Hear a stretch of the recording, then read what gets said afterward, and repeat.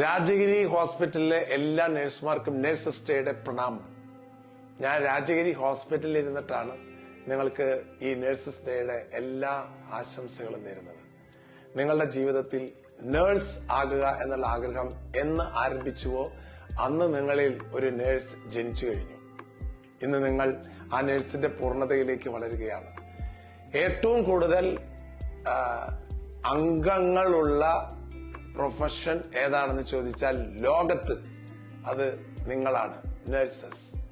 അതിനേക്കാൾ വലിയ പിന്നെ പട്ടാളക്കാർ ചിലപ്പോൾ ഉണ്ടാവുമെന്ന് എനിക്കറിയില്ല. പക്ഷേ നഴ്സസ് എന്ന് പറയുന്ന കാരിയറാണ്, ആ അവസ്ഥയിലുള്ളവരാണ് ഈ ലോകത്ത് ഏറ്റവും കൂടുതലുള്ളത്. എനിക്ക് തോന്നുന്നു അതില് കൂടുതലും സ്ത്രീകളായിരിക്കാം. പക്ഷെ പുരുഷന്മാരും അങ്ങനെ വിട്ടുകൊടുത്തിട്ടില്ല. നേഴ്സ് എന്ന് പറയുന്നത് പുരുഷനോ സ്ത്രീയോ എന്നുള്ളതല്ല, അത് മനസ്സിന്റെ ഒരു അവസ്ഥയാണ്. അതായത് ഒരു മനുഷ്യന്റെ വേദനയുടെ മുമ്പിൽ അനുകമ്പ തോന്നുന്ന ഒരു ഹൃദയമുള്ളവന്റെ പേരാണ് നേഴ്സ്.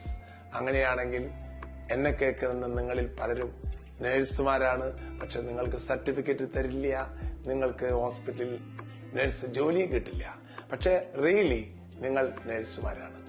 ചില വീടുകളിലെ അപ്പന്മാരാണ് നേഴ്സ്. കാരണം അപ്പനാണ് വീട്ടിലത്തെ ജോലിയും കാര്യങ്ങളൊക്കെ ചെയ്യണമെന്ന് അല്ലെ, അങ്ങനെയുണ്ടെന്ന് ഞാൻ പറയണം. പക്ഷെ നേഴ്സ് എന്ന് പറഞ്ഞാൽ അതിന്റെ അർത്ഥം ദൈവത്തിന്റെ ഹൃദയമാണ്. അതായത് what shall I do for you എന്നാണ് യേശു ക്രിസ്തു കാഴ്ചയില്ലാത്ത ഒരു രോഗിയെ കണ്ടപ്പോൾ ചോദിച്ചത്. ഒരു നഴ്സിന്റെ നാവിൽ എപ്പോഴും ഉണ്ടാകേണ്ട മന്ത്രം ഇതാണ്, what shall I do for you. നിനക്ക് വേണ്ടി ഞാൻ എന്ത് ചെയ്ത് തരണം. ഹൃദയത്തിലുള്ള സ്നേഹം അളക്കാതെ കൊടുക്കുന്ന ഒരു വ്യക്തിയുടെ പേരാണ് നഴ്സ്. പ്രതിഫലം പണമായിട്ടല്ല, പ്രതിഫലം അനുഭവങ്ങളായി, അനുഭൂതികളായി ഹൃദയത്തിൽ കട്ടകൾ കെട്ടി വെക്കാൻ കെൽപ്പുള്ള ഒരു വ്യക്തിയുടെ ദിവസമാണ് നഴ്സസ് ഡേ. ഫ്ലോറൻസ് നൈറ്റിംഗേൽ, ആ വ്യക്തിയുടെ സ്ഥലത്ത് ഞാൻ പോയിട്ടുണ്ട്. ആ വ്യക്തി ജീവിച്ച സ്ഥലം ഞാൻ കണ്ടിട്ടുണ്ട്. ഞാൻ ഏത് രാജ്യത്ത് പോയാലും ഇപ്പോൾ നമ്മുടെ അബ്രഹാം ലിങ്കൺ സ്പ്രിംഗ് ഫീൽഡിൽ പോയിട്ടുണ്ട്, അമേരിക്കയിലെ. തോമസ് ആൽവ എഡിസൺ അവിടെ പോയിട്ടുണ്ട്.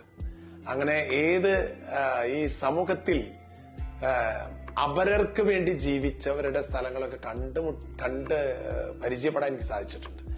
പ്രിയമുള്ള നഴ്സസ്, നിങ്ങളുടെ ജീവിതത്തിൽ എപ്പോഴും മറ്റുള്ളവരെ നിങ്ങൾ ആശ്വസിപ്പിക്കുകയും ധൈര്യപ്പെടുത്തുകയും സുഖപ്പെടുത്തുകയും ചെയ്യുമ്പോൾ ഒരു ചെറിയ ഭാഗം ബാക്കിയുണ്ടെന്ന് എനിക്കറിയാം.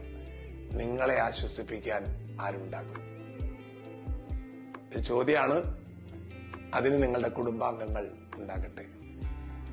ഹോസ്പിറ്റലിലെ തിക്കും തിരക്കും പിടിച്ച ജീവിത സാഹചര്യങ്ങളിൽ നിന്ന് നിങ്ങൾ വീട്ടിലെത്തുമ്പോൾ നിങ്ങൾക്ക് നഴ്സിംഗ് ശുശ്രൂഷ ചെയ്യാൻ നിങ്ങളുടെ ഭർത്താക്കന്മാരും നിങ്ങളുടെ മക്കൾക്കും സാധിക്കട്ടെ എന്ന് ഞാൻ ആഗ്രഹിക്കുകയാണ്. നഴ്സിന്റെ കയ്യിൽ നിങ്ങളൊരു ചിത്രം കണ്ടാൽ വെള്ള ഉടുപ്പ്, തലയിലൊരു തൊപ്പി, പിന്നൊരു സാധനം കയ്യിലുണ്ട്. പേടിക്കണ്ട, ഉപദ്രവിക്കാനുള്ളതല്ല. ഒരു സിറിഞ്ച്, അതിലൊരു മൊനയുണ്ട്. അത് എന്തിനാണ്? കൊത്താനാണ്.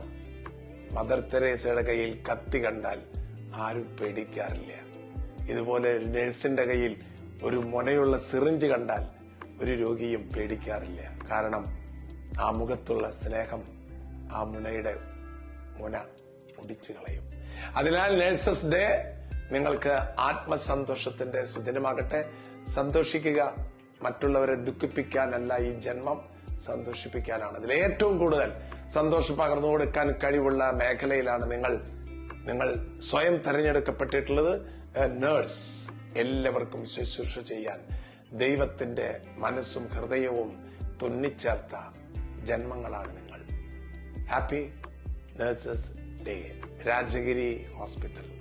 Wish you all the best.